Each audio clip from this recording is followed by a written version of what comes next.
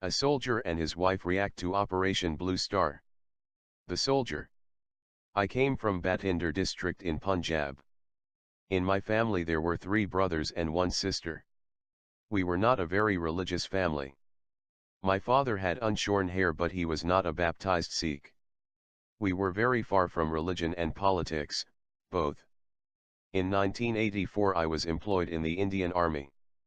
I worked at the Bhathinder railway station as senior clerk. When I heard that the army had invaded the Golden Temple, I felt very shocked and hurt, even though I was not a religious-minded person.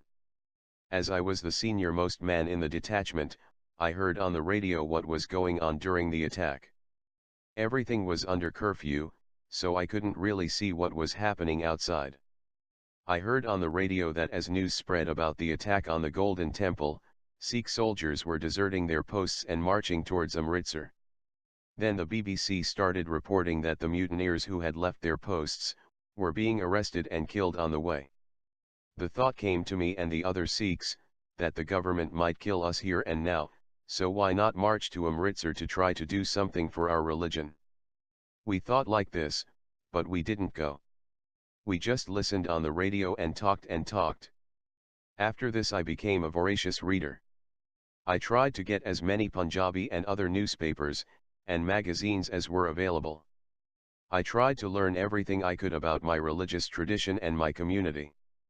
Then I realized that Sikhs were being killed everywhere, and that they were discriminated against in every sphere, and my religious emotions started becoming more intense. On October 31st, Indira Gandhi was punished by Beant Singh and Satwant Singh for her misdeeds. Sikhs all over India were then murdered cold-bloodedly in retaliation. I was employed at the railway station, and trains used to come there with all the windows broken and dead bodies inside. Some who survived told gruesome stories. After listening to them and after seeing what was happening, I couldn't hold my emotions back. That was such a painful experience. The Sikh soldiers, who were coming in on trains and stopping at my station, kept asking me, "Tell us, what should we do now?"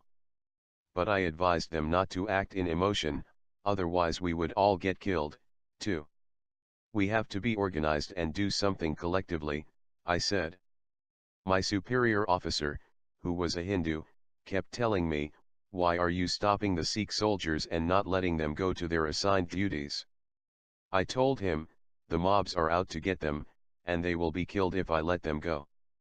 Then I started using my authority and sanctioned these Sikh soldiers' leave applications. I told them not to go any place at all, to stay right where they were. In the 2 days following the punishment of Indira Gandhi, I must have stopped around 200 young Sikh soldiers, who otherwise would probably have gotten killed traveling on trains. Some amongst them were so young and innocent, so unaware, they said, "Why are you stopping us from the performance of our duties? We might be held negligent, so let us go to our posts." But I told them, "You can only be punished for negligence, if you arrive alive there. You will likely get killed on the way, so life is more important than duty in this case." After that episode, I decided to get baptized as a Sikh. My whole family was baptized along with me. The Hindu officer in charge, however, got annoyed at this action and had me transferred to Rajasthan. I stayed there for almost a year, and through my newfound missionary zeal, about 40 out of the 70 Sikhs in that area started to grow their beards and gave up alcohol. Finally my Hindu OC there got annoyed as well, and sent me off to the Madras regiment, where there were no Sikhs at all. After some time the OC there, also a Hindu, told me to either stop my religious activities or take retirement. "You can't stay in the army preaching Sikhism," he said. I had been transferred 3 times within 2 years, and it was difficult for my family too. So I went back to my home in Bhathinder, and started a small-scale business selling refrigerators.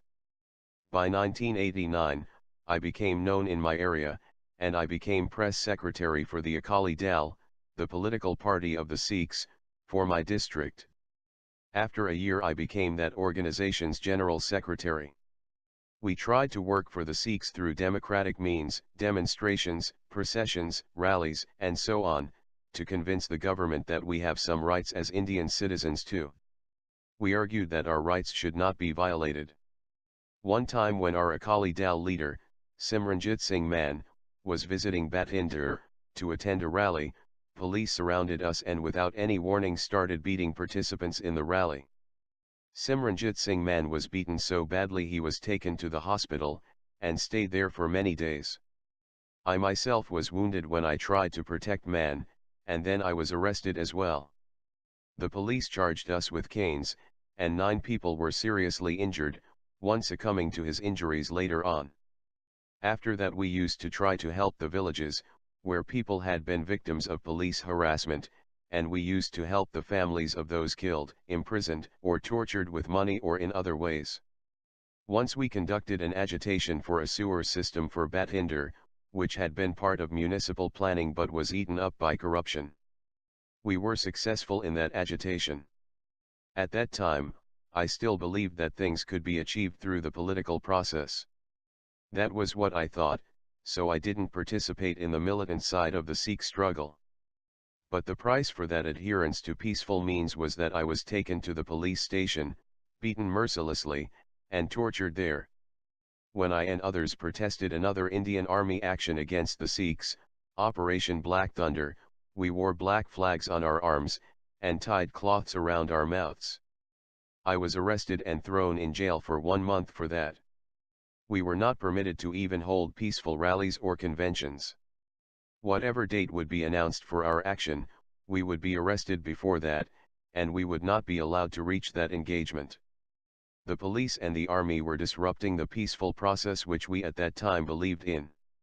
Youngsters in our organization, who were being harassed day in and day out, they went into hiding, and most of them ended up in the armed struggle. Since I knew them, they used to come out of hiding to visit me, and I provided them shelter and food. Some of these freedom fighters revealed during interrogation that they had been to my house, and the police started harassing me continuously. Then in February 1992, the government ordered elections in Punjab, and on the call of the freedom fighters, the whole Sikh nation decided to boycott the elections. The militants, our sons and daughters, were supported by all the different factions and organizations, and we all stood in solidarity against Indian oppression. We were going to hold a meeting about the boycott of the elections in Bhathinder on February 8, so on February 6 I was arrested. For 3 or 4 days I was tortured by the Criminal Investigation Agency in Bhathinder. They tortured me so badly that I started passing blood while urinating. My family didn't know where I was, or what had happened to me. The officers accused me of helping in the boycott of the elections by getting some pamphlets published. They said, "Okay, we'll give you your Khalistan," in a taunting tone. They accused me of harboring militants and telling them to come to me. I said that as General Secretary of the Akali Dal Man Party for our district, anybody who was aggrieved party or in need of assistance could come to me. And anybody who comes to a Sikh's house must be provided food and shelter. This is simply the moral duty of every Sikh. It was also our tradition that Sikh gurus had sacrificed their own sons, their own children, and Sikh martyrs went through all kinds of difficulties, but still upheld their values. This Sikh history was my only strength during the time I spent under torture. Then the officers started telling me that I would be killed, and that they had a list of all my relations, and they would all be killed too. They wanted me to tell them all the names and hideouts of the militants with whom I had contact. I was stripped naked and kept that way during all these days in custody at the interrogation center. They used to hold me by my hair and beat me, and insult me by saying things about the Sikh religion. Eventually I was moved from the detention center to jail, where I was charged under Tarda. I was bonded out after a month.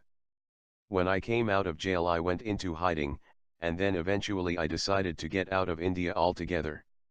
I thought for a while of joining the militant movement, but as I have a wife and children, I thought that they would be harassed and humiliated if I did that.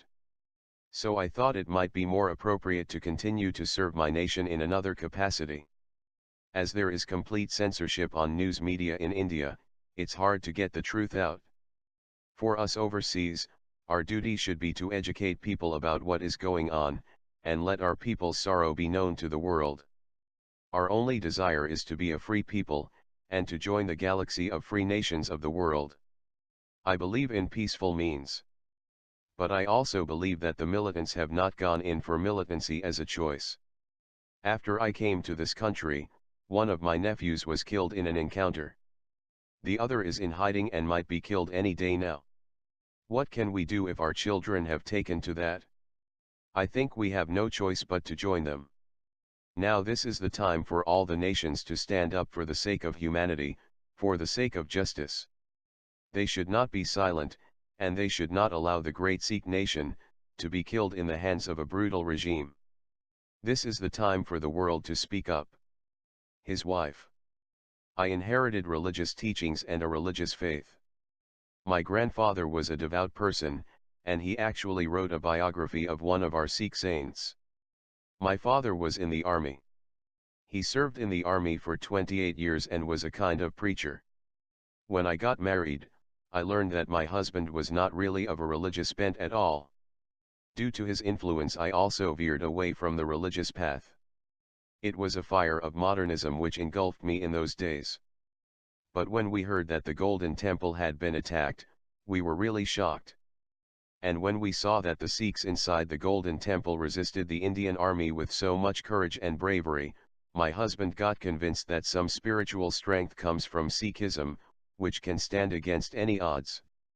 Blue Star made a complete change of heart in my husband. He stopped trimming his beard and later proposed that we should get baptized. He started reading a lot and there was a total change in his behavior. It was like a threshold had been crossed that we didn't even know had been there. Though I had a yearning for religion right from my childhood, after my husband got converted, we both were strengthened in our resolve and we got baptized. When he went back to his army post after that, he got harassed and eventually decided to retire from the army. Then he started working for Akali Dal, the Sikh political party. As for me, I was a teacher of vernacular Hindi. I also used to teach my students about how they could defend their religion and what they needed to do. Some of the people opposed me and came to see my principal about the things I taught. Sometimes people would write my name on the walls, and whenever anything bad happened they would say I was behind it.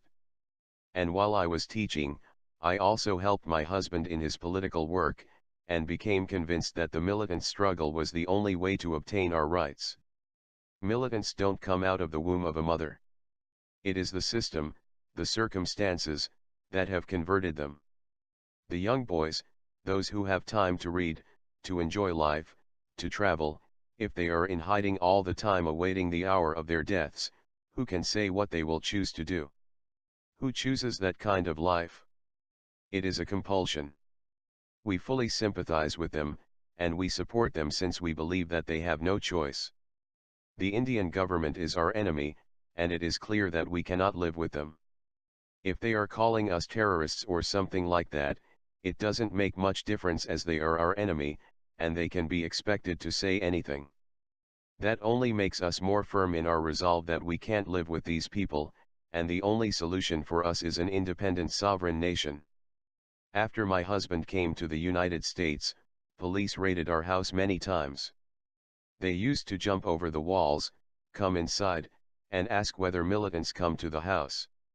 One day one police official, drunk, came along with 4 constables.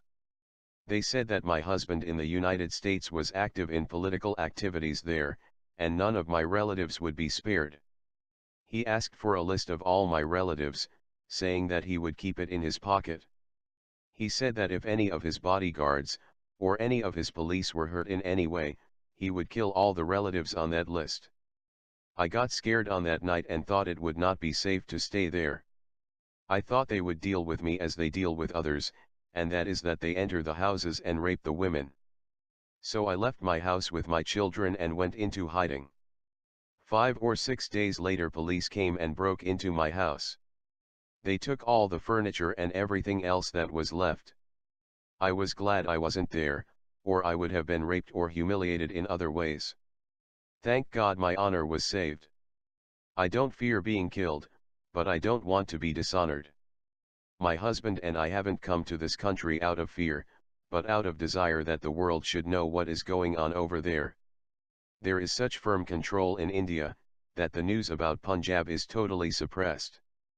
We expect that the government of the United States and all human rights groups should help us in achieving our freedom. We are very broad-minded people, we are very nice people, we will have a nation of noble people. We will even forgive those who have done these wrongs, but at all costs we must get our freedom. We want to live in dignity and honor.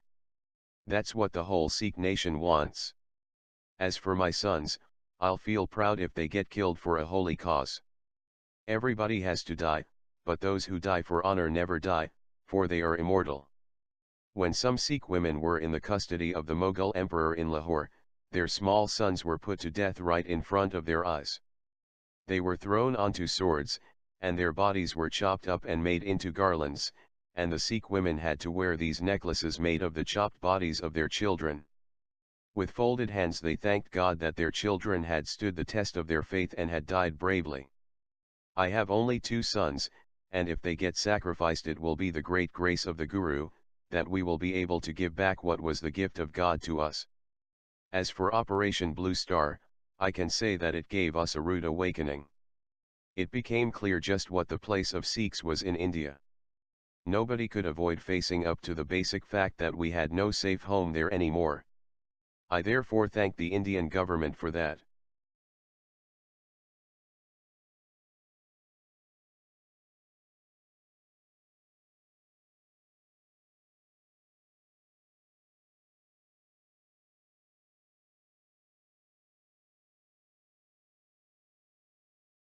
A soldier and his wife react to Operation Blue Star.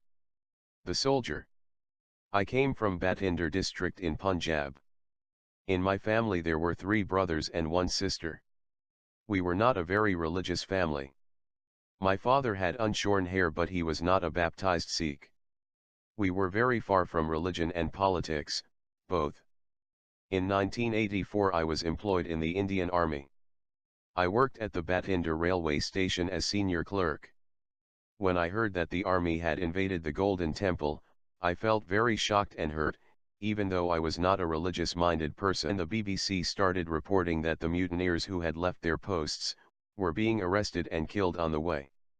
The thought came to me and the other Sikhs, that the government might kill us here and now, so why not march to Amritsar to try to do something for our religion? We thought like this, but we didn't go. We just listened on the radio and talked and as I was the senior-most man in the detachment, I heard on the radio what was going on during the attack. Everything was under curfew, so I couldn't really see what was happening outside. I heard on the radio that as news spread about the attack on the Golden Temple, Sikh soldiers were deserting their posts and marching towards Amritsar. They talked. After this I became a voracious reader. I tried to get as many Punjabi and other newspapers and magazines as were available. I tried to learn everything I could about my religious tradition and my community. Then I realized that Sikhs were being killed everywhere, and that they were discriminated against in every sphere, and my religion